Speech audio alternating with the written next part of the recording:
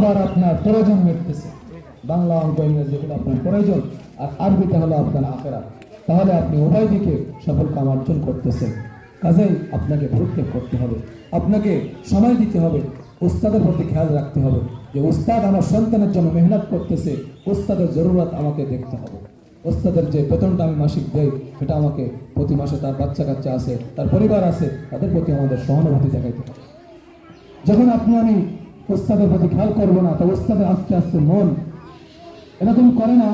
তারপরে অনেক সময় অনেকের ভাবনা এরকম চলে আসে, অমুকের সন্তানটা ওখানে পরে 2 মাস 3 মাস 5 মাস যাবৎ সে কোনো বেতন দেয় না, তাহলে তার মনে একটা কি আসবে, ধারণা আসবে যে এত কষ্ট করি, মেহনত করি, কিন্তু আমাকে বেতন দিচ্ছে না। তাহলে তার মনটা ভেঙে যায়। অনেক মাদ্রাসার শিক্ষক চলে যায়, কারণ কি? বেতন ঠিক মতো দিতে পারে না। কারণ কোথার থেকে দেবে? আমরা অভিভাবকরা ঠিক মতো বেতন দেই না, তো তখন কষ্ট করে। আপনারা মাশাআল্লাহ ভালো দেন, মাশাআল্লাহ, হ্যাঁ, ঠিক মতো বেতন দেন।